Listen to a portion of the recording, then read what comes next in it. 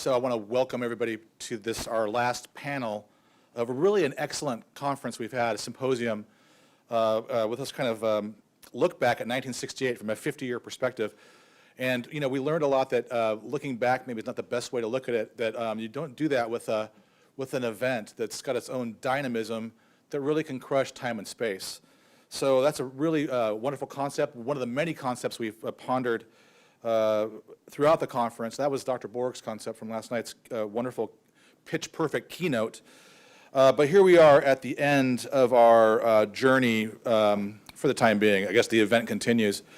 And it's our panel on the years of the student, 1968 and 2018. Now, if you're like me, I don't know how you view things, or things are just kind of random or happenstance, or if there's kind of a serendipity or a providence, however you want to go about looking at how we navigate our time. But at Mass today, we had a wonderful folk Mass today, and the readings for the Gospel, the reading included pretty much the encapsulating, the focusing, the compass of Vatican II was the idea of reading the signs of the times. And that was today in Luke's Gospel when Jesus says, "Do you not read the signs of the times?" Now, for the Vatican II theologians in the room, that becomes kind of a conversation. Does not the community see who Jesus is, or read the signs of the times that this is the Messiah, or is it actually advice to wake up and be attentive? Now, as a Catholic theologian, I'd say, of course, it's the both. It's happening in both ways. So, but I was really amazed that the signs of the times was actually just in the Gospel, just by a matter of chance. This panel is awake, and they are alert to the signs of the times. And it's our pleasure to kind of think about it together and dialogue, and to dialogue with students who were here in and around 1968. Right, again, we're not right on the number, but but really that experienced the event of 1968 and its aftermath, its fruit, and then really living in it. So that's one group of students that studied at Loyola, and a group of students who are here now living and learning in this present moment, this packed moment that requires a spirit of attention and a spirit of reading the signs of the times today. So I really want to thank you all for coming. We have one change in the program.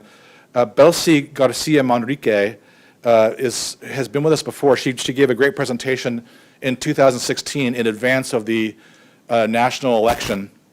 And Belsi was going to speak today, but she's our medical student. She happens to be a DACA student as well. But Belsi got tapped for a prestigious residency. And so Belsi and they had to interview her today. So we said, go Belsi, and go with God, and good luck.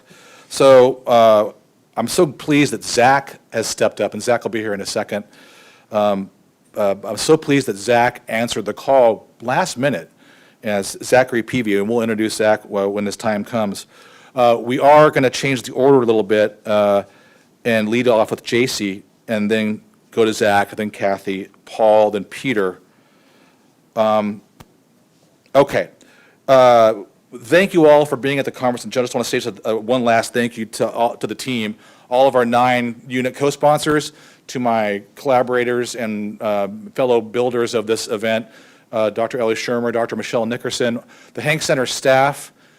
Thank you very much for all your help. It's Megan and Kathleen, Emily, Kate, Joe, and Justina and Mark. So thank you all very much. One more note, and then I'll introduce our first speaker. Congrats to the women's soccer team who won the Missouri Valley Conference. I promised in my class this morning, because people were upset there's no notice of this. This is a big victory for this team. And I love soccer of all kinds, and I love the power of our women's soccer team and the fact that they've turned it around. And I want to just honor them today publicly. So I'll show the video in class, you all. There's like 5 of the students in my class are in there, and I want to just acknowledge that victory. Welcome, Zach, to the table. Okay, so let's begin with JC. And JC's in your program. I'm going to, and these are brief bios, so I will read the bios because I think it's fun. J.C. Weathers is a senior from Iowa City, Iowa, studying environmental policy with a minor in political science as part of a 5-year dual degree program. She's looking forward to earning her Master's of Public Policy in the spring of 2020. J.C. is involved with LUC's student government, where she serves as the Chief Sustainability Officer. She loves working on initiatives with the help of student organizations and senators, and I think you intern with Dick Durbin, is that correct? Yeah. Yeah, wonderful.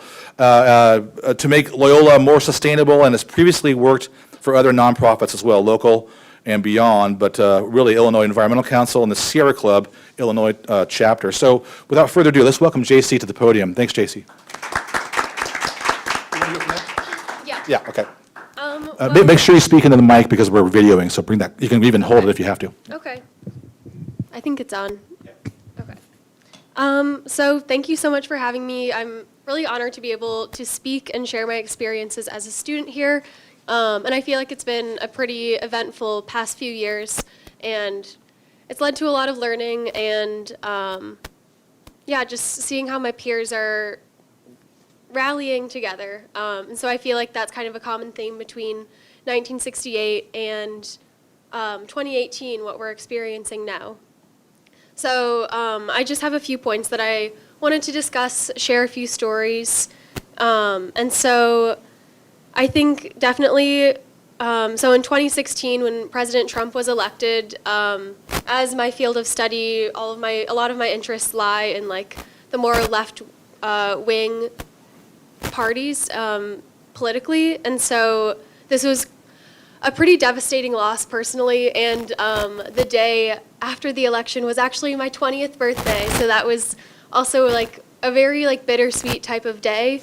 I just remember like going to class and seeing students crying. It was very quiet, no one was chatting before class started, which is pretty unusual at Loyola. I'm always chatting with my peers before class starts. So it was definitely like a noticeable tone set on that day.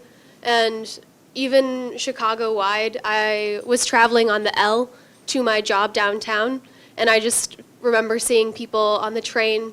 No one was talking on the phone, no one was talking to each other, everyone was just sitting very quietly and just to themselves, which it's pretty interesting. I'm sure a lot of you have been on the Chicago public transportation, and that's just usually not something I observe. So that was, I just knew things were different, and this is kind of like the first time I was aware of something this politically, like a big shift in my life. So yeah, that was a really big event that happened while I was a sophomore at Loyola. And so after that event, I saw my students, my peers, become a lot more politically aware. And so it was interesting to see different events that students were rallying around. So recently we just had grad students, the grad student union rallying for better pay and a lot more benefits for all the hard work they do. And there's a lot of student support around that. We had a lot of protests and rallies and a lot of engagement from students in that way. And also a lot of protesting around like alleged campus safety, racial profiling. So a lot of just student engagement in political topics, just I think brought by the tone that maybe the 2016 election brought. And most recently, there's been a huge push for student voter registration, and that's been an awesome thing to witness through my work with the student government here. I know that's a really big thing that's on our mind. We have like committees and students getting involved in multiple clubs, working with administration to get students registered, get students to the polls, and even to vote early. And I've witnessed a lot of my peers helping each other out to get to those polls. Multiple people volunteering to drive, students who live near them to the suburbs to get out and vote early. So I feel like while the times are very, it seems like there's something in the news every day, there's also a lot going on in our, like, at our school with young people right now. And so that's where I have a lot of hope, where I see my peers being politically engaged. They are leaning on each other and finding ways to make a difference in the Loyola community, and hopefully I think that will transfer to the like society at large someday, hopefully soon. And this seems kind of similar. I was talking with my aunt about this. She was actually a student in 1968 at University of Iowa, and she was telling me all the stories she had about this, and it was a great opportunity to talk to her about while I was preparing for this panel. And she was saying that the first time she was aware of like a political shift was when President Nixon was elected. While she wasn't very engaged politically at a young age, like maybe I have been exposed to, she said that this was a noticeable event in her life that made her realize that politics were a big part of her life and were going to be for the rest of her life too. She was also discussing that she trusted everything that was printed in the newspaper because why wouldn't you? And the media was not a topic that was like contested the way it is now. We have a lot of cable news channels, Twitter, like media coming at us in a 24-hour cycle. So it's really hard for us right now to parse through that information, and that can be overwhelming, and I'm interested to see how that will play out in the future. And so, yeah, that was something that we had a great discussion about, and I wanted to bring up. Another issue I wanted to touch on is the Metoo movement and the Brett Kavanaugh confirmation. So that all happened within the last few years, and while I was at Loyola, and this is another, I think these events were a little bit more disheartening to me as a woman, a young woman. I'm going into the workforce. I'm being put in rooms with like a lot of men, and that can be intimidating, and it's really interesting to see the way that like in industries such as like Hollywood, this is played out in a really dangerous way. And so it's just kind of alarming for me as a young woman to see the way that women are expected to stay silent about sexual harassment and sexual assault.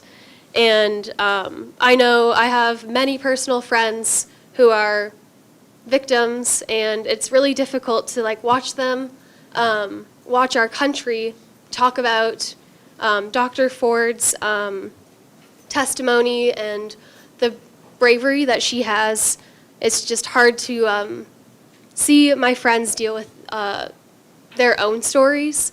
And yeah, I feel like we have made a lot of progress in the vein of feminism and sticking up for women's rights. But I know based on these events that we have a long way to go, and I'm totally I'm dedicated to furthering these efforts. And yeah, so I was talking about my aunt with this as well, and she said that she was in college. She graduated just before she felt like the second wave feminism come through, but she did say that her junior year of college was the first time she was allowed to wear pants to school, which is very interesting to me. I hadn't even thought of that, and I wear pants every day, and it's like really interesting to know that I have so many more rights and like so many more privileges, and I can a lot more freedom based on what she went through. And yeah, so we've come a long way, but I really think that there's a lot more we can do, and I'm really looking forward to using my leverage from where we are now and to help to like hold the door open for women of color and the LGBTQ plus community, because I know this is a community that needs feminism and needs this help as well. And it's not just white women like myself. So yeah, I just think that I'm not sure how this will play out, and I'm hopeful, but it's still alarming to see men in power move up and continue to prosper while women are facing some pretty severe consequences. So that's what it's like to be a student in my perspective. Those are some experiences I've had. So I'm looking forward to see what everyone else has to say.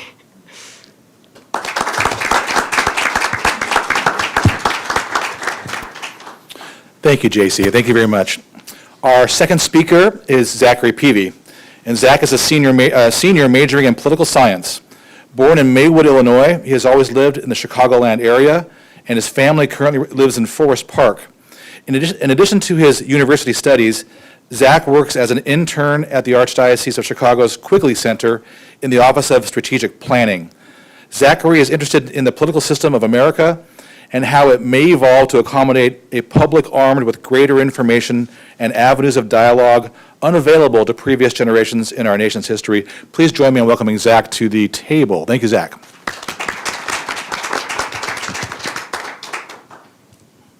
Everyone can hear me, right? We're good? Okay.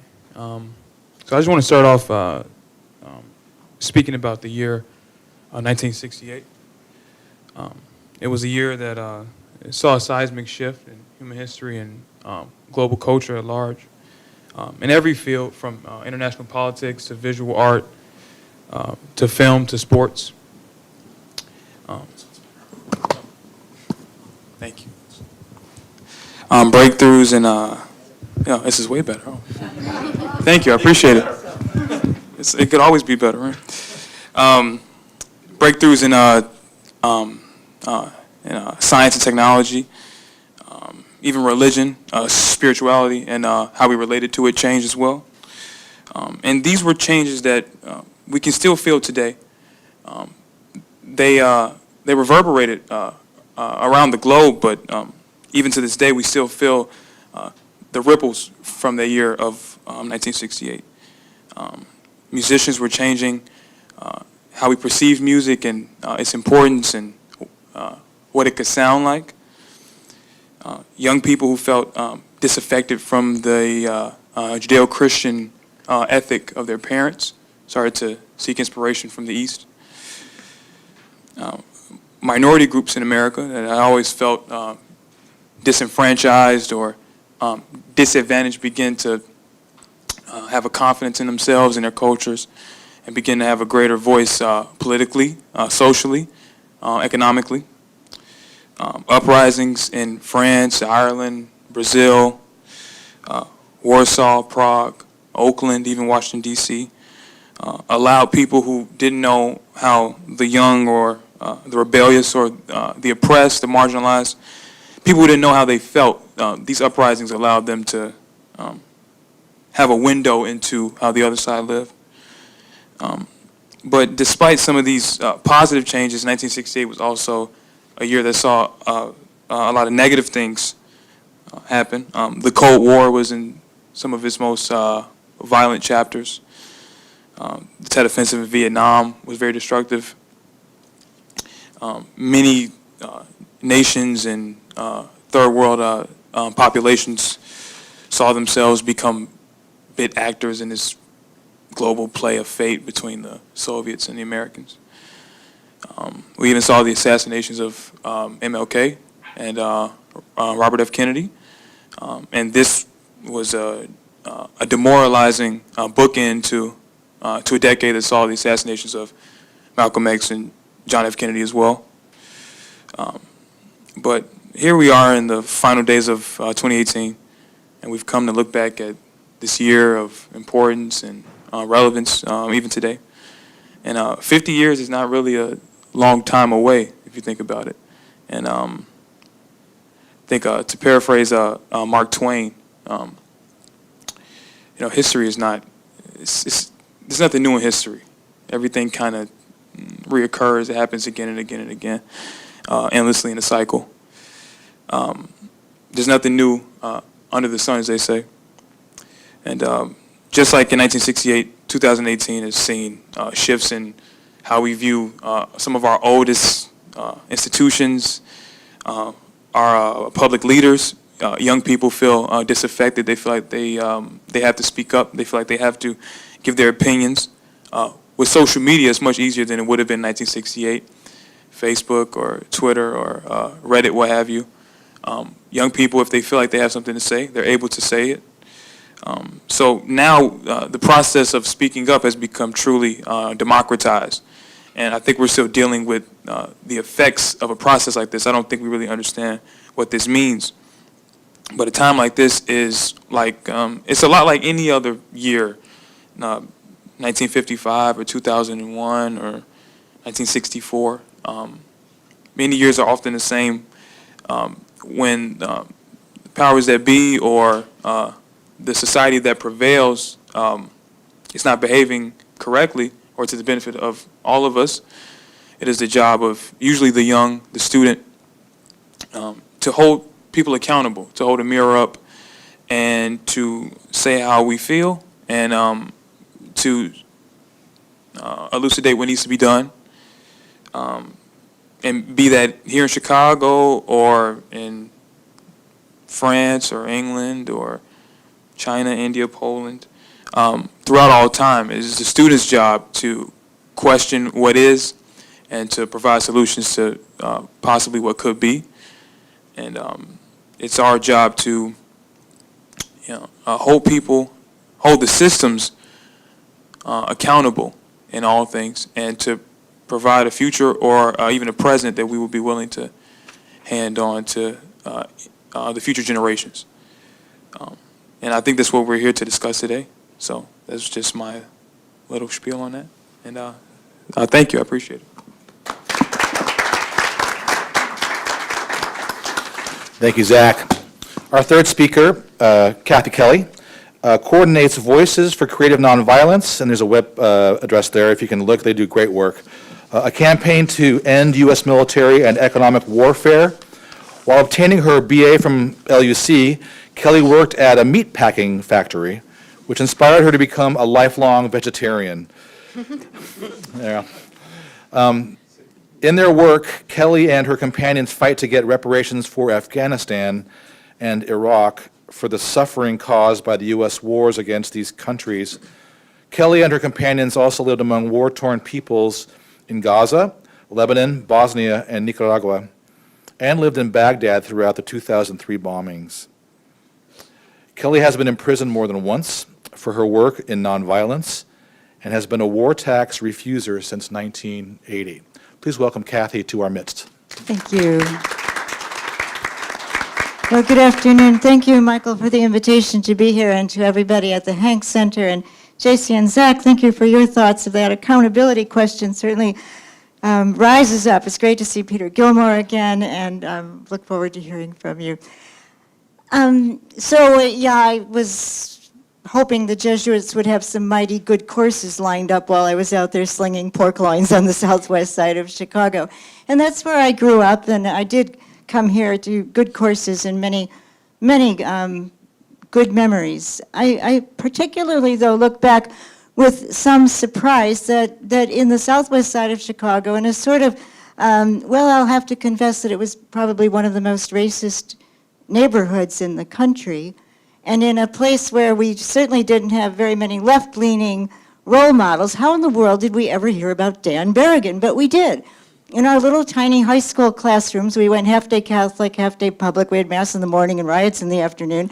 It was a tumultuous time, but we did hear about Dan Berrigan, and I was mighty curious. This Jesuit priest, he was the first Jesuit priest to be arrested at a war protest. He'd taken his students at Cornell down to Washington, D.C., and they all got arrested with him. And then in May of 1968, they took draft cards out to a parking lot. Now, students I was sitting in classrooms with were possibly going to be drafted to go to Vietnam. So we were very keyed into this, and the media was stunned by it. They put the draft cards in the parking lot, had made homemade napalm. A group of people called the Catonsville Nine, nuns and priests and lay people all involved in Catholic social action. They poured the napalm over the draft files, set it on fire, burnt the draft cards, and of course they then had to face the music for federal charges. And I, at that point, would never have believed that Kathy Kelly would be sitting in a federal prison for actions in that vein, but in fact I did. The Berrigan brothers, Daniel Berrigan in particular, did have a great effect on me.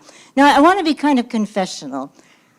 At that point in time, it wasn't so much could we wear pants, but you were supposed to have long, straight hair, and I clearly didn't. And so for me, one of my first experiences of what I thought was liberating was that instead of wrapping my hair in orange juice size rollers, orange juice can size rollers, and baking my head for an hour and a half under a hairdryer, I finally thought, I don't have to do this anymore. And I kicked that very bad habit.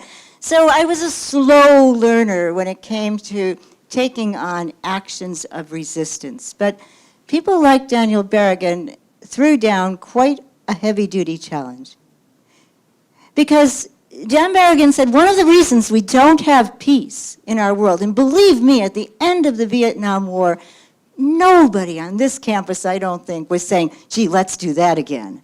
People were ready for a time without war.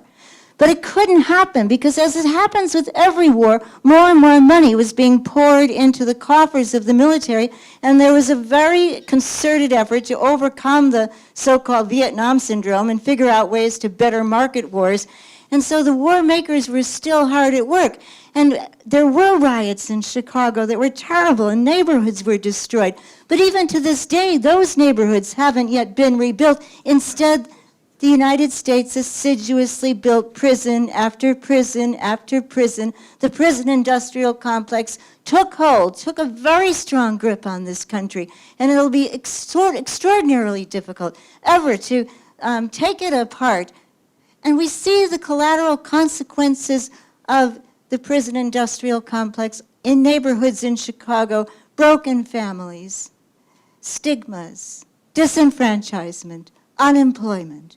So that goes on. But what Daniel Berrigan said is that one of the reasons we don't have peace is because the peacemakers, by and large, haven't been willing to pay a significant price. Now, that's a hard challenge. But, if people go off to war, and quite often they're our youngest people, right? They don't very often get a chance to say, well, the wife and kids didn't like it, or I'm on a career path, or it's not a convenient time. It's off they go, trained and traumatized to be involved in killing. But very often the peacemakers can kind of say, well, we're not going to put our lives on the line. And Dan Berrigan challenged us to do this. So after I'd spent a year in prison myself for the, quote, crime of planting corn on top of nuclear missile silo sites, I don't know why I don't go out and do it more often, and had become a war tax refuser, I did feel a stirring to try to pay a higher price, I suppose. And so when a call was put out to join a peace team that would go to Iraq and be part of a group that would be an unarmed witness and say, don't send the people with weapons and don't send your aerial bombardments. Send people that are dedicated to trying to extend a hand of friendship and learn how to live together. So it was a very, very idealistic gathering of 88 people in the middle of the deserts of Iraq. But I was so surprised when I got there and we would go around and try to learn what motivated people. At least a third of the people internationally in that camp said that they were there because they'd heard the lines of this priest, Dan Berrigan, who called on people to give their whole lives. Now there's another Jesuit priest in this year, 2018, Steve Kelly, no relation, although we do correspond a lot, and I correspond with him right now because he's in prison, and I want to make sure he knows that he's not forgotten. He knows that every single Trident nuclear submarine crawling along the coastline of southern Georgia carries a Trident payload, more or less, that is the equivalent of 1,825 Hiroshima-sized atomic bombs. And so he protested along with 6 other Catholic activists. They're called the Plowshare 7. You can read more about them, Kings Bay Plowshares. But he's paying a very, very great price. He'll probably spend more years in prison, and he's certainly one of the brightest and the best of his generation, and we have much to learn from him. This is also an important year, 2018, because on October 14th, Archbishop Romero, Oscar Arnulfo Romero, was declared a saint. And Romero, like Berrigan, like Steve Kelly, didn't mince his words. He said, in the name of God, in the name of your suffering brothers and sisters who raise the lament, I beg you, I order you. He was speaking to the Salvadoran soldiers, stop the repression, stop the killing. And he was assassinated the day after he gave that talk. We have some very good friends who took those words and they climbed a tall pine tree in Georgia and they played a boombox and blasted those words all throughout a military base so that the Salvadoran soldiers being trained there then to continue the repression, the killing, the death squads, the murders. And believe me, here at Loyola, they had many, many, many supporters. They boomed those words out, elevated Romero's words so that people would have to hear it. And so I believe we are surrounded by so great a cloud of witnesses. As Michael said, people who could read the signs of the times. And the signs are very challenging right now. The greatest terror we face is the terror of what we're doing to our own environment. Thank you for working at the Sierra Club, JC. And so we do need, as JC said, to lean on one another, to catch courage from one another. Don't be afraid. And to move forward into creating the kind of world wherein we live our lives aligned with what we really believe in. We don't believe in killing. So let us hear those words of Romero, Dan Berrigan, Steve Kelly, and words that beat deep in our own hearts. Stop the killing, stop the wars. Thank you.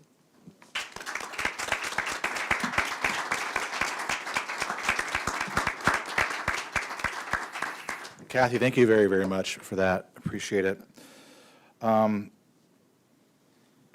just remembering before I move on, I was in the middle of inviting Tobias Wolff, the great American writer, to our conference next fall. And he'll be here, and he's an old friend from California. And I said, Tobias, I got to write you tomorrow because we're doing this Berrigan week, and I'm just buried. And he said, he wrote back, I knew Dan Berrigan a little bit, and he knew Jerry Berrigan and Jerry's wife, is it Carol, from Syracuse, they were in the same church in Syracuse. So he said he gave me a line once, did Dan Berrigan, that how do you know if you're being a Christian? Well, you're being crucified. And Tobias wrote, that was a hard truth for me, and I still have not ever reckoned with it properly. So thank you, Kathy. You made me think of that, and for obvious reason. Thank you for your work. Okay. Our next speaker, Loyola undergraduate, senior, Paul Campion. Paul, senior environmental science major who hails from Silver Spring, Maryland, 2 minors. Only 2? Loyola students usually have 3 or 4, don't they? I'm sorry. That's me editorializing again. But Paul probably gets right into it and goes deep because that's how I know him so far. Philosophy and sustainability management. He also serves as co-president of Loyola's Student Environmental Alliance. In addition to his work in environmental activism, Paul has also been active in the Poor People's Campaign and the People's Climate Movement. Really pleased you're with us, Paul, and thanks for being here.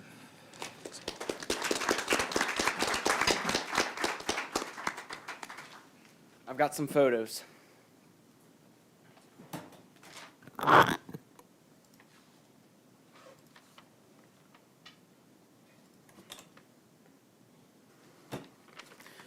I'm going to start with a story. This is a photo of myself, my younger brother on the right, and my cousin Will in Duck, North Carolina, building the biggest sandcastle in the world. Or so we thought. Every year, growing up, my grandparents would gather our huge, beautiful family for a week at the Outer Banks in Duck, North Carolina for family fun and incredible memories. 2 years ago, in the last time that we gathered there, I was walking up and down the beach, and I happened upon a massive, what looked like an oil platform in the distance. Now, it wasn't an oil platform, but it was a dredge. And they were digging up sand from about a kilometer or two out and dumping it onto the beach, because the beach has lost 150 feet since 1980. And this project cost $38 million, and it's to protect these multi-million-dollar vacation homes, right? And I want to ask you a question. Just shout out, how long do you think this beach nourishment program will last? How many years? 5 years is correct. They're going to have to do more beach nourishment in 5 years. Now, last year, Hurricane Maria slammed into Puerto Rico. And the New York Times went and did reporting a few weeks ago. Many people are still have homes in disrepair, lack of access to clean water through taps, and numerous other problems. And this is, they did a story about Paula Ortiz, who wonders when they'll remove the tree that fell on her house. Right? So when we talk about climate change, we talk about disproportionate impacts. And the climate adaptation that I saw at the Outer Banks is what happens when you're white and you're wealthy. And when you're brown, low income, or black, your community is on the front lines of climate change and most often on the back lines of support. So, in Chicago, after Hurricane Maria, 1,700 Puerto Rican immigrants or climate refugees moved to Chicago within the past year. And I'll remind you, 2,975 people, according to the state's, the Puerto Rican death toll, American citizens were killed, right? So this is not a game. And in Chicago, we're going to see, while we're going to fare better than North Carolina and Puerto Rico, we're going to see torrential rain, flooding, microbursts, unbearable heat waves, and the like. Climate change is an open-ended and irreversible condition that can only be managed. Now, while I consider myself a part of the climate movement, I know that it is young women and indigenous leaders and people of color who are leading this movement. Here's a photo of Tokata Iron Eyes, who was 13 in 2016 when she spurred the Dakota Access Pipeline protests by calling for respect our water, respect our land, and protect our people. She came to Loyola 2 years ago to our climate change conference. And what an honor it was for me to hear this brave young woman speak. So on campus, I'm active with the Student Environmental Alliance.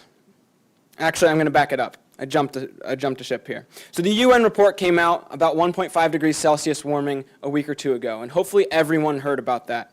And it tells us that we have to very urgently phase out fossil fuels, the biggest contributor of greenhouse gas emissions. And in order, we have to do this at an enormous and rapid scale, cutting our global emissions in half by 2030 to avoid catastrophic climate change. Right, so this is feasible. They showed in the report that we can do this, and the thing that we lack is political will. And why, right? Why do we lack the political will? This year alone, oil and gas industry has already pumped $126 million in lobbying efforts. And in this election cycle, Koch Industries alone has contributed $8 million in direct contributions to Republicans and conservative PACs. Right? So the political will is not there because the paychecks are there. Changing light bulbs isn't going to cut it. And my generation has woken up. This is about power, this is about money, and this is about politics. And it is about our deepest moral values. It's about valuing human life.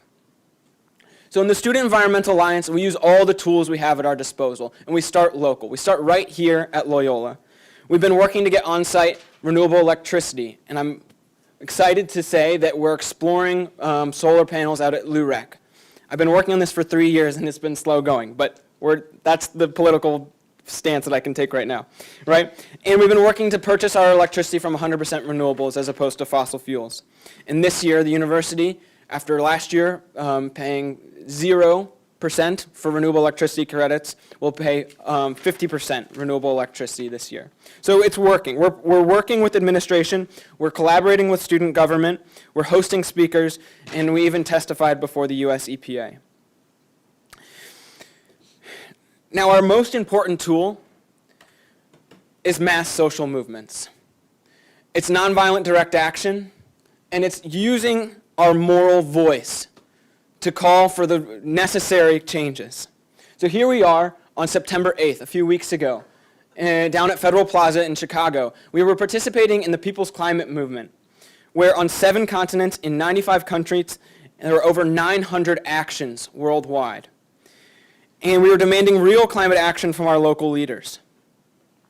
We went to Elgin, Illinois, where there's the center of the global distribution center, or supply chain. There are these massive intermodal facilities and numerous warehouses. And we were standing with workers, the warehouse workers, who were demanding a living wage. And we were standing with local community members who were saying our roads are unsafe due to all the semi-trucks coming in and out of here. And we were calling for better living and working conditions for the workers and for the community members, as well as a decarbonized transportation system.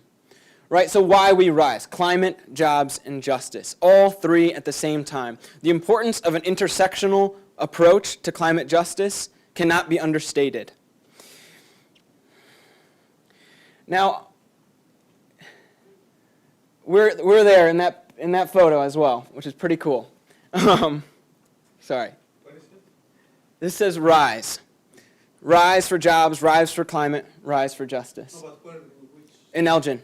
That's us and our friends. Right, so, but what's the spiritual transformation that we need, and what's happening, right? So here's my family, right? And I think the spiritual transformation is understanding that we are all family. And it's underway. It was amazing to hear Toccata speak about the admiration that she had for the time in the Dakota Access Pipeline camps when everyone prayed together. And Pope Francis calls us for an integrated ecology in which we become aware of and value the interconnected and interdependent web of relationships that we have with others and the earth. And communities are connecting with each other in new ways, bound by our common humanity and our shared home. This wonderful ball of life hurtling through space. So here I am in the red with people from all over the world. And this is at Morocco in the United Nations Framework Convention on Climate Change meeting. And this was 2 days after Donald Trump was elected president. And this is while the Dakota Access Pipeline protests were heating up.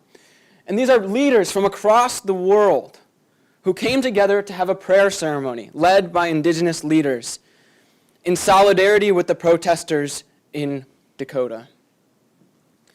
It's happening. And it's working. Here's Stephen Kane, the Kinder Morgan CEO. The climate movement effort is much more intense. There's more opposition, it's more organized, and the tactics have evolved.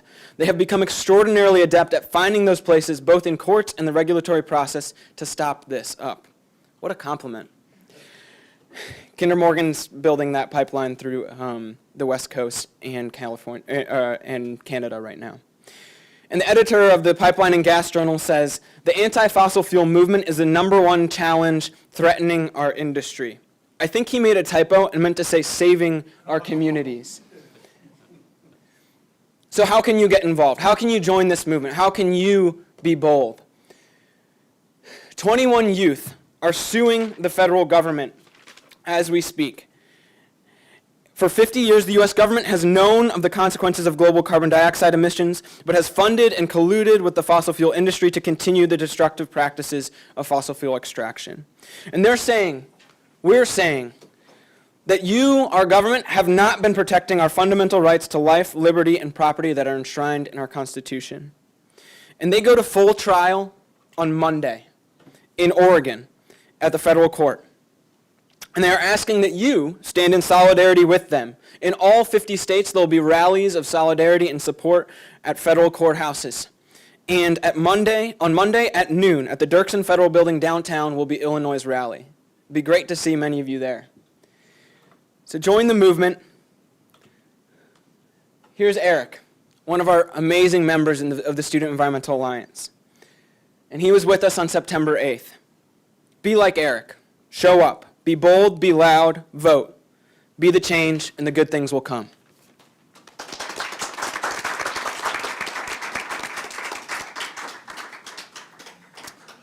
Thank you, Paul. I think I'll note, too, on that score with the lawsuit in Oregon, they're using, and they should use, procedural law. They're using something from the 6th century, actually, from Justinian, Roman emperor, about public trust, and that the current generation has a responsibility to leave the earth or leave things better or as good for the next generation, right? That's just basic wisdom. But they are employing that, that precedent in their lawsuit. Our final speaker is our good friend Peter Gilmore, Professor Emeritus of the Institute of Pastoral Studies here at Loyola. His teaching and research has focused on pastoral leadership, narrative theology, and religious education. He's the author of The Wisdom of Memoir, Reading and Writing Life's Sacred Texts out of St. Mary's, and The Emerging Pastor, Non-Ordained Catholic Pastors from Sheet and Ward. Gilmore also wrote the monthly Odds and Ends column for U.S. Catholic for magazine, for 11 years. Peter, welcome to Loyola, your home away from home, your true home. Thank you, Peter. Let's welcome him to the podium.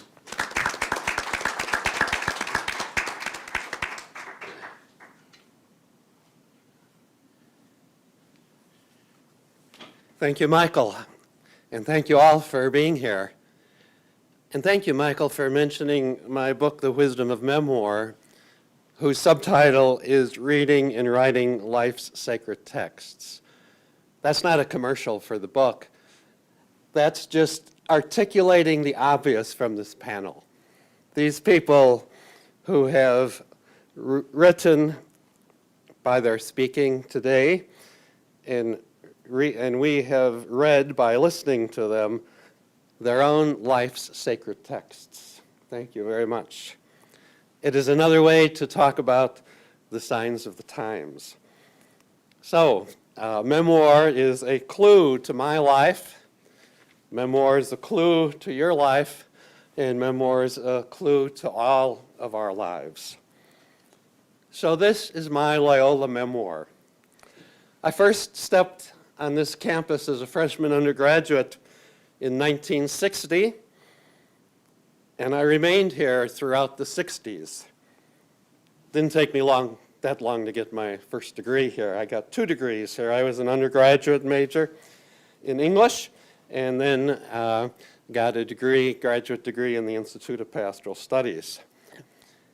And here at Loyola, as well as universities around the world, the humanities curriculum particularly changed during this decade of the 60s from what I call a systematic-based to an episodic-based epistemology.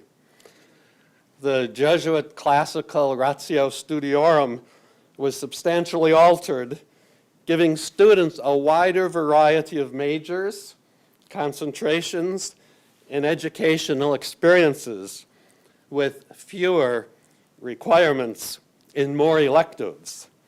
Teach-ins, those spontaneous non-credit experiences on topics of relevance not covered by the explicit curriculum, became commonplace. Comprehensive exams in one's major were eliminated, and what was euphemistically referred to as grade inflation boosted grade point averages. Now, some students today who pale at the thought of a comprehensive exam in their major or a substantially lower grade point average, if for no other reason, owe a great gratitude of debt to the 1960s. Our tuition bill each semester is about what students today pay for textbooks each semester. Oh yes, we also won the NCAA basketball tournament. So today I want to center on the student newspaper, the Loyola News, which was the predecessor of the Phoenix, and the contribution of the student newspaper during the decade of the 60s. We addressed many controversial issues in the day in our news coverage. Articles on the then segregated swimming pool on the upper floors of Lewis Towers controlled by the then major donor to Loyola, and the subsequent demonstrations to end the segregation, the evolving consciousness of student rights, and the then requirement of monthly mass attendance and an annual retreat were just a few of the issues we wrote about in the articles in the Loyola News. We editorialized about them, and more often than not, we actually saw change in some of the practices and policies of the university. But for me, the most significant articles in the student newspaper centered on the work of Gordon Zahn, a member of the Department of Sociology, who published a groundbreaking book in the 60s called German Catholics in Hitler's War.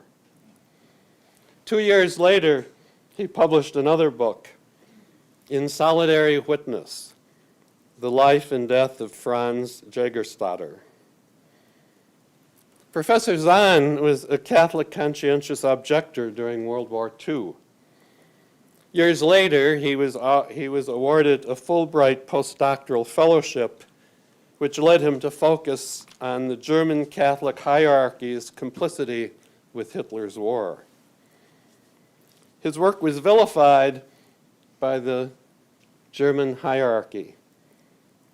Loyola's student newspaper ran a review of Zahn's book, German Catholics in Hitler's War, written by history professor Raymond Schmant, who noted, quote, "Where better than in a Catholic university should that concern be manifest and discussed without fear of censorship?" Regretfully, the university did not heed Schmant's thinly veiled criticism of Loyola's administration, who were not supportive of Zahn's scholarship, and Zahn moved on in the late 60s.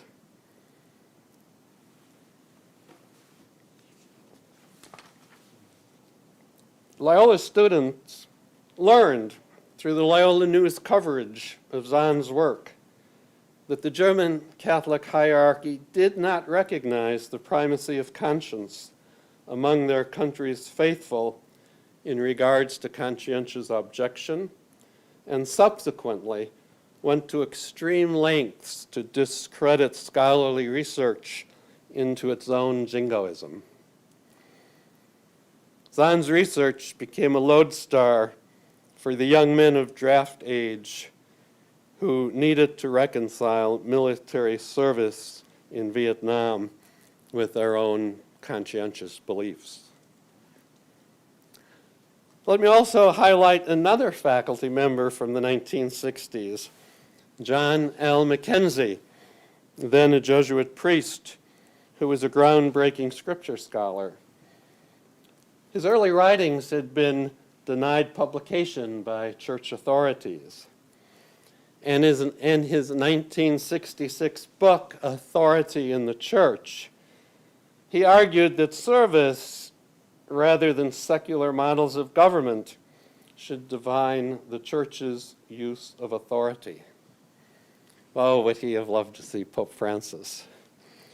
Mckenzie, who is an inspiration of many of us who served on the staff of the Loyola News, was opposed to any form of censorship. Listen to his words, and I quote, "The educational process within the church has produced far more censors than writers. If one believes that writing is a good thing, this is unfortunate, but it is not surprising. It is much easier to censor than it is to write. The censor not need prove his case by argument, nor need he document his statements. In many instances, he need not even sign his name." Great man. If you're interested in a more complete understanding of this prophet who was in our midst here in Loyola in the 1960s, I would suggest reading his last book, The Civilization of Christianity. You will find it creatively disturbing. These two prophets, complex personalities to be sure, were part of our 1960s student life, in good part due to the coverage they received in the Loyola News, due to the lack of strict censorship of the student newspaper, although there was a policy of what was then called closer review. Zahn and Mckenzie expanded our horizons well past the then majority opinions of the secular and ecclesial culture. They prepared us for what flowered in the late 60s. They certainly did not convert the entire student body either to pacifism or to their insights into authority and censorship. But they did introduce us to some of the issues of the day still relevant in today's world. Among them, the importance of critical reflection on the complex and contentious issues surrounding the just war theory, the use and misuse of authority, both in government and religion, and the importance of an informed, educated conscience critical to leading a life of integrity. Their significant work lives on in the articles and books they penned during their academic careers. They may be footnotes today in contemporary scholarship and student research papers, but in our day they were headlines. So too, I should mention, were a small cadre of faculty members who emerged in the late 1960s who learned about what it took to be, for particularly a Catholic student, to become a conscientious objector, and offered draft counseling here on this campus to people who were caught between the dilemma of conscription and conscientious objection. So in summary, today, as some designated leaders of this nation, the world, and the Catholic Church facilitate moral bankruptcy, might it be wise to return to these professors' work from a previous generation? Might the wars in Iraq and Afghanistan, led by this nation, have been otherwise? Might the sexual abuse cover-up within the church have been otherwise? Might the mantra of fake news, now being seen as a more subtle but still effective form of censorship? Let's listen carefully and think about such matters today. So, you can see from the panel here today, from my own memoir of life at Loyola in the 1960s, and all of our lives together, you can see the subtitle of my book, Reading and Writing Life's Sacred Experiences, is so important to me. Thank you.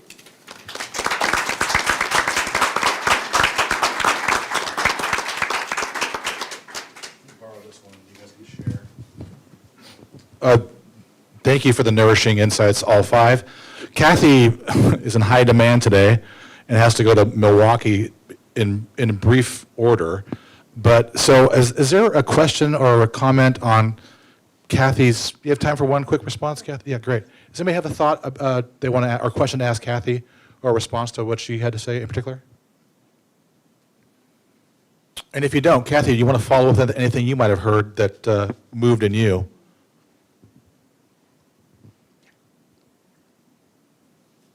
Well, I'm grateful to... Is it on?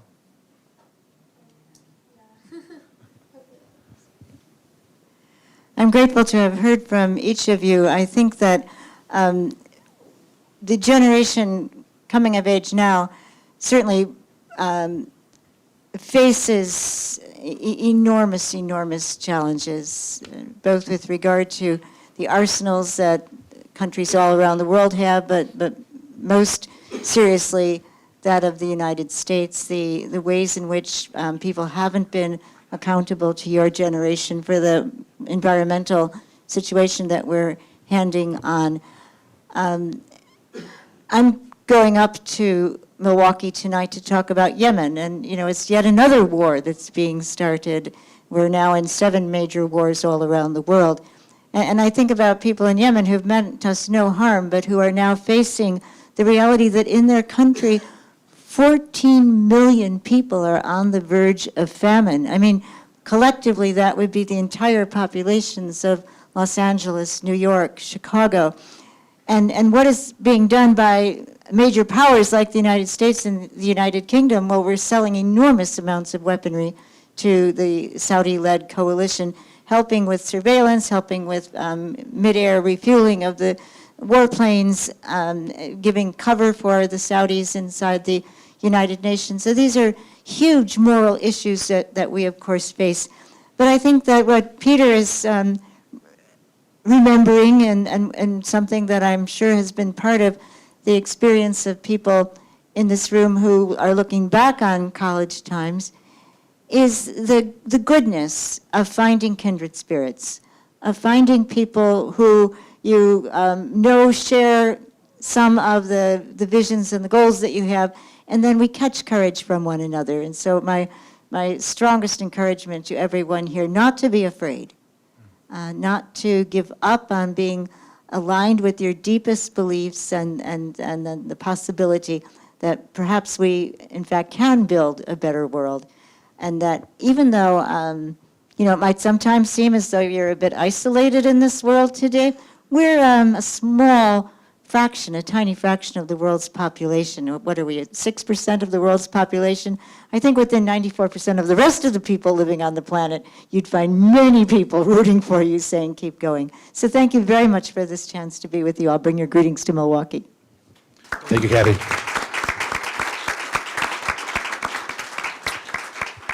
We keep it open here. Anybody have a comment or a question? Yeah, over here to Dr. Shermer.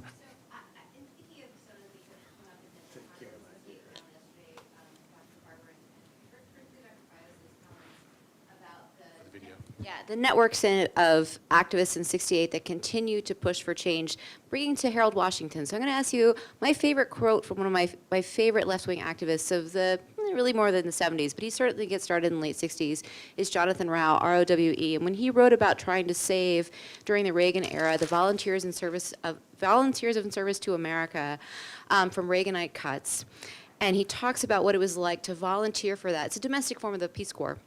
And the struggles that he put on in the community action programs to just get the heat turned on in a devastatingly cold, brutal winter in Harlem, and to bring a landlord who was really just profiting off of African Americans in Harlem to justice. And he says, that's when I lost my childhood, that I realized that the revolution was exhilarating. Joining VISTA was exhilarating. Being out on a protest was exhilarating. Running the state was something else, meaning actually creating that kind of change. So I'm wondering, and I didn't want to just sort of signal this out to Kelly, but what did you do, Peter, if I may, use your first name, what did you do to actually do that effective change into taking that sort of forward, and how you saw yourself taking that exhilaration of protest and turning into policy, like those who eventually would come together in Chicago to help elect Harold Washington? And then how, students, do you feel yourself once you graduate? Because some of you are on the precipice. How are you going to be that active change and take the energy and enthusiasm we gain from collectively gathering together to protest and turn it into something more?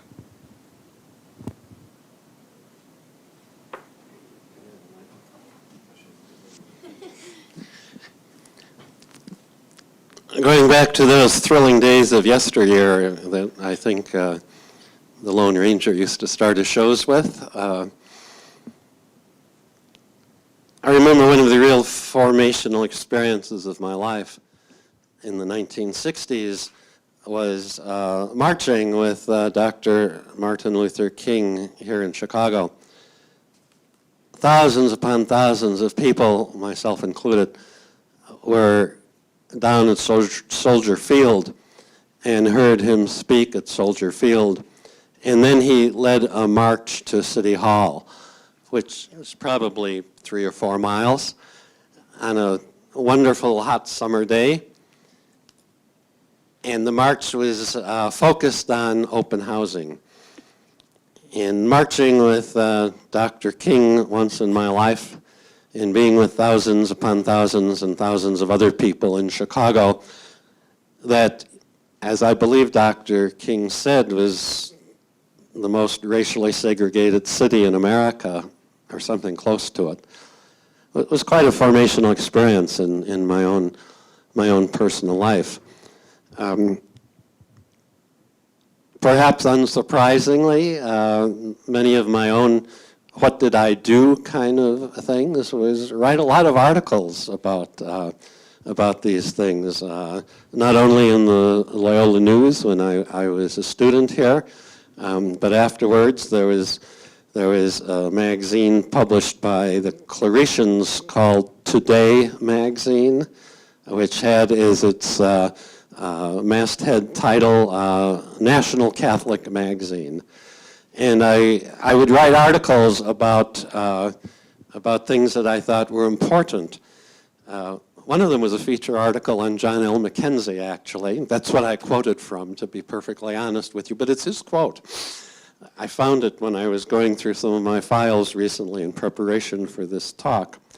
There was a group of students here who started what was called CALM, C-A-L-M, Chicago Action Lay Movement was what CALM stood for. And they went into the inner city and tutored students who were receiving a less than satisfactory education in the schools of their neighborhood. And I thought a story in the Today magazine was very important featuring that. So I guess I was a bit of a nerd at an early age and did a lot of writing about things, but I did march with Dr. King and a few other things like that. Any of the students want to follow up? I can maybe not tighten, but add to what Dr. Shermer said. Maybe I'll do this and see. So Paul, you mentioned students have awoken, you said in your talk. It's not about light bulbs, it is in one way, but we understand it's about money, power, and politics, you said. Dr. Shermer is asking how you're organizing. Now, are you building structures like people in the 60s might have done? Are you I guess they were dissolving structures in the 60s more than building structures? How do you, maybe a little bit of both, but how do you think about it structurally? Does a structural model help you? How do you think about that, Paul? And JC and Zach, anybody, really?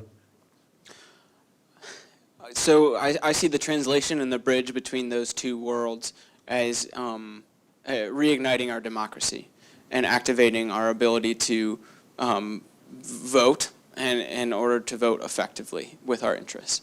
So the Sunrise Movement, I want to give them a big shout out because they've mobilized, and it's young people like myself who have led, and over 1,200 different candidates up and down the ballot this midterm election season have taken the No Fossil Fuel Money pledge due to the pressure of people like myself showing up and banging on their doors and saying, hey, sign this and stop taking money from the oil, gas, and coal industry.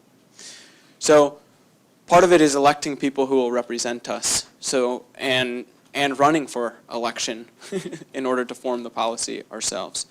But the structures there are far more, I think, decentralized than perhaps 60s organizational tactics were.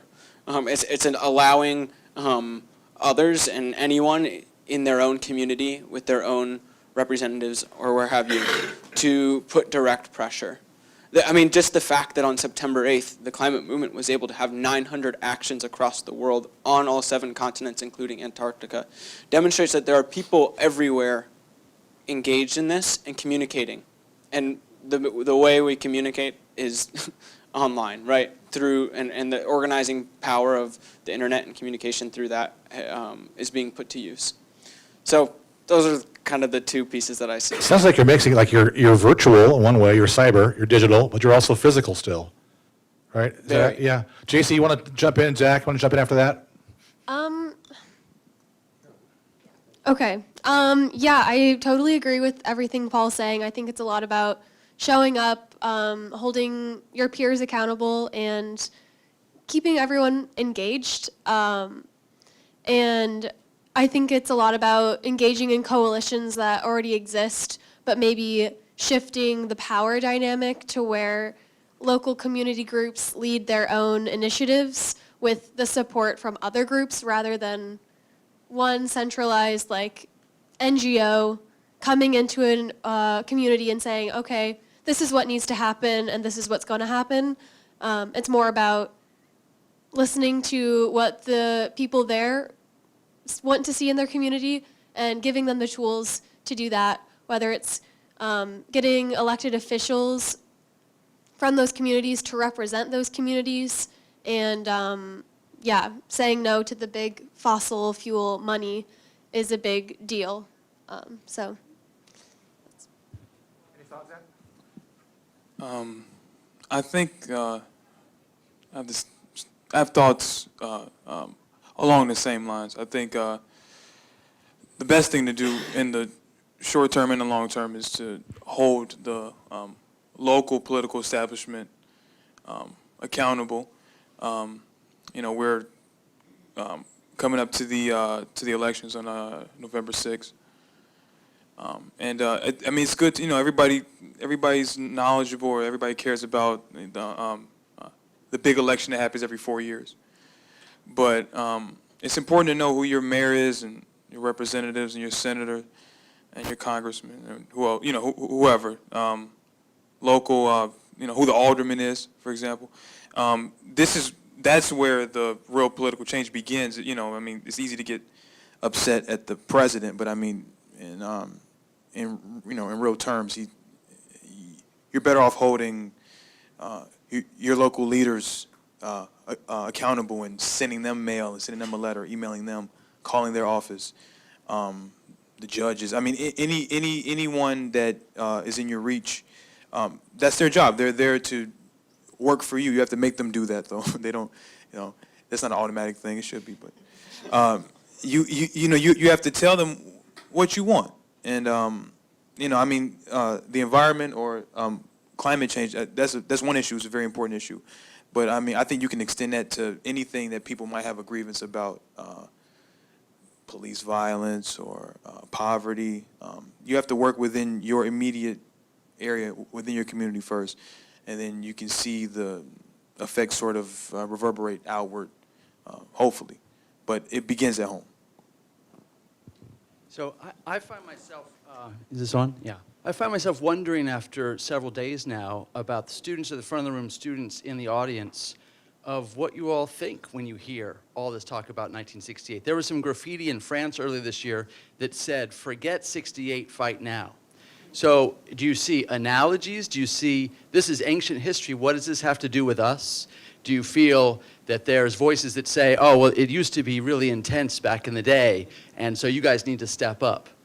What are your reactions? I'm kind of asking students to be honest, like what's going through your mind as you listen to these talks? Because I was trying to put myself in your shoes, hearing these historical talks about 1968, and I don't know myself, like what's going through your minds when you hear all these references to this other time of intense activism. The history of revolution and protest is not taught. So for us, or for me personally, it's incredibly refreshing and inspiring. So I was able to participate in the Poor People's Campaign in May, and that was 6 weeks of action in 30 different states.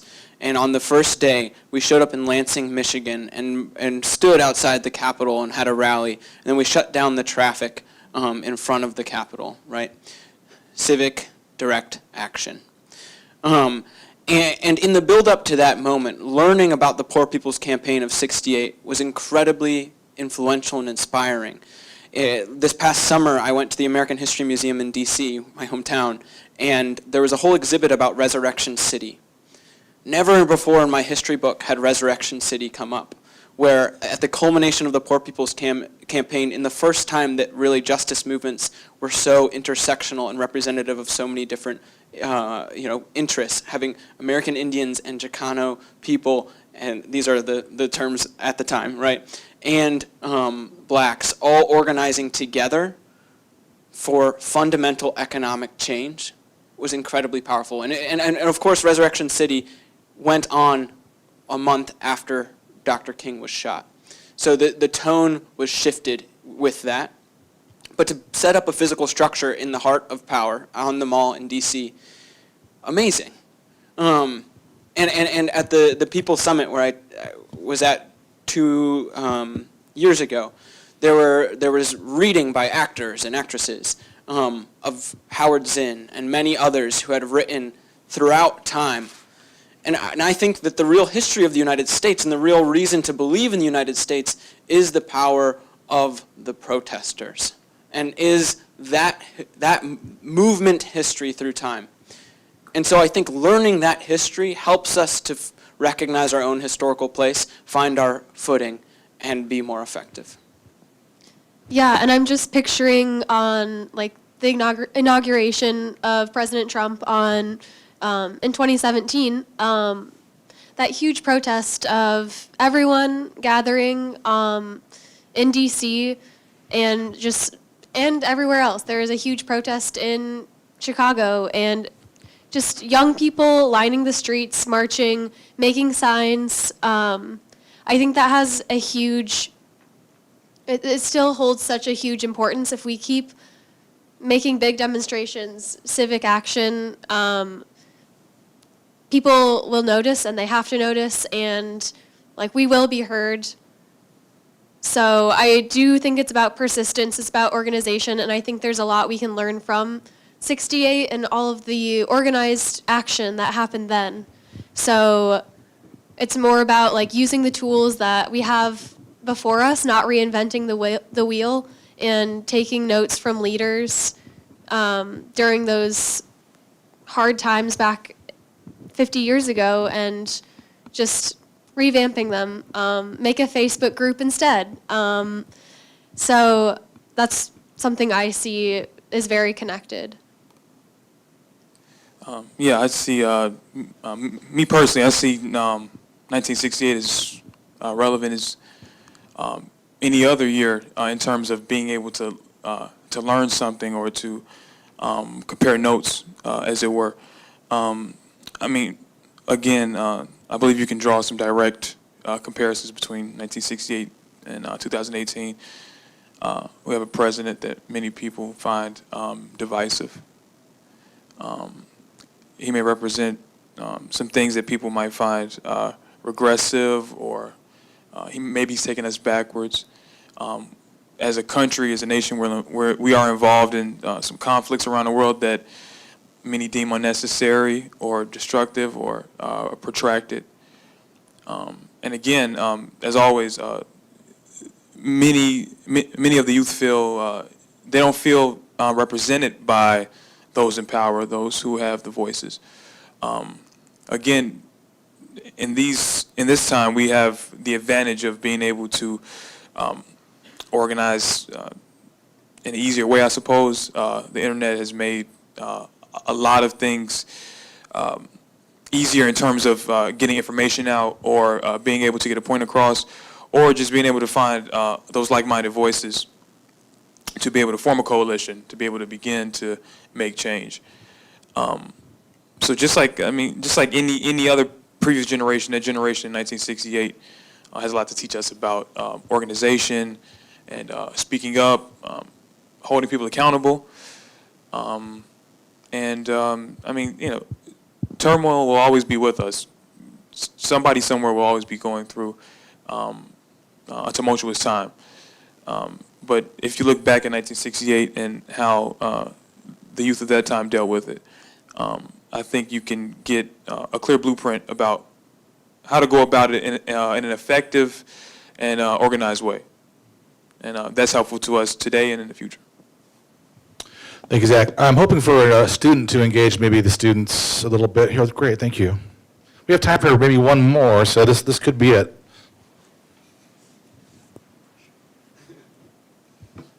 So I have sort of like a different takeaway from what I've heard from all of these talks about 1968, and what really like resonated with me was the thought of like 1968 as a failure, and the fact that there were people on the streets, but not a great deal of like tangible change that I can point to that those protests necessarily led to. And like particularly with Dr. Borg's talk, he talked about like perhaps the era of mass protest being effective might have ended. So I guess like how do y'all engage with the fact that there's a lot of engagement, there are people in the street, but there also appears to be institutions that can weather that engagement. They can weather the fact there are people protesting, they can weather the fact there are people on the street, and change doesn't appear to really be coming out of that. Like we've had 3 women's marches. What's the policy that's come out of that? So I guess, yes, I'm aware that's a little bit pessimistic coming from my perspective, but like how do you engage with the fact that institutions appear to be able to weather protest? So from my work I worked at Senator Durbin's office this summer, and so while all of the immigration issues were happening this summer with the children being held, I was answering all those phone calls. I was listening to everyone talking about it, and I was very moved about everyone. That seems to be a very tangible and like concerted effort, and people are reaching out to the system. And while Senator Durbin was already on the side of like getting those children out and not detaining them, it still makes a big difference. We take down every opinion and it goes directly to the senator. And so I think while protesting may be kind of confusing by like some people are marching with different agendas and different ideas of what should happen. I know a big criticism of like the women's marches are like, it seems like it's for white women and it's not very inclusive, and it's not, it doesn't really take into account the intersectionality. I do think that to get what we want and to change the like institution that's fundamentally broken, it'll take a lot more than marching, but I think marching is a great way to get the word out, get media to notice, and of course there need to be next steps, but I don't think there can be next steps without a big impact like a protest.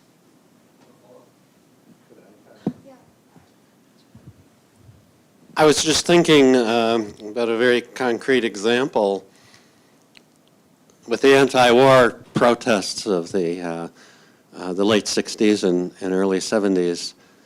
And X number of years later, I don't have that X on my fingertips right now, the United States went to an all-volunteer military. People were protesting the Vietnam War. But did they really have their minds set on an all-volunteer army and military? I don't think many of them did. But nonetheless, that was, to my way of thinking, unintended positive consequence of the protests of the 1960s. So sometimes the actual focal point of protest looks in the short term like it's a failure. But looking at it from a longer time perspective and looking at other things, I think we sometimes see signs of success that we never even imagined. And now, maybe as people are protesting warfare today, I mean, maybe we'll come to that ideal moment where we don't even have a volunteer military. I don't think that's going to happen in my lifetime, and perhaps not your lifetime. But, you know, there's a place for idealism. Thank you. A quick word, Paul, please, speak your mind.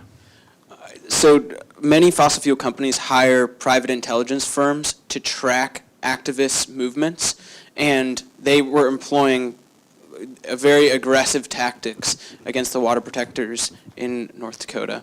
So while it's easy to look at a protest and say that didn't result in policy change, it is the fossil fuel executives, for example, the powers at B that know that a shifted moral framework and a shifted consciousness that protests do result in is a threat to them, and a really important threat at that. So I think in some ways it's important to zoom out a little bit and know that we don't march for policy. We vote on November 6th for policy, but we march to shift the moral narrative. Well said. There's numbers, you guys are younger millennials, but the numbers of the cohort are rather large. So what will you organize around, and will you come out and vote? That's a question that many of us have. I like to finish everything with a question. There is a song that came out, Burt Bacharach and Hal David, I think 1967, What the World Needs Now. Would you mind going down the line, starting with you, Paul, put you on the spot? What the world needs now is fill in the blank. You can't think too much about this, come on. Yeah, I know. We need love. Plagiarist. Oh, is that on? Okay. Yeah, that's a gorgeous song, by the way. Really beautiful. What the world needs now. Most importantly, maybe just empathy. I think people just need to listen to each other. Nowadays we see it. I think we're seeing an increase in America, in particular, of partisanship. People are not being able to, reach across the aisle. That's a cliche we hear a lot on CNN. But people just in our day-to-day lives, people are very like, this is me, this is my, this is me on my fortress. You can't come here. I have my beliefs. You keep yours. I don't care what you think. But we can always learn from each other. We can always hear each other out. And I mean, at the end of the day, that's how we create a more peaceful, even-handed society, world. So I think empathy is number one. JC. I think I'll have to go with action from our leaders and from our peers. And I've already blown my cover. Idealism. One of my memories of someone commenting on idealism was this 94-year-old woman who was, unfortunately, because of the condition of her body, stuck in a pretty bad nursing home situation. But her mind was just as sharp as a tack. And she told me one afternoon, she says, Peter, I think I'm losing my idealism. Let's not lose our idealism. Let's stick with it. Please join me in thanking this panel.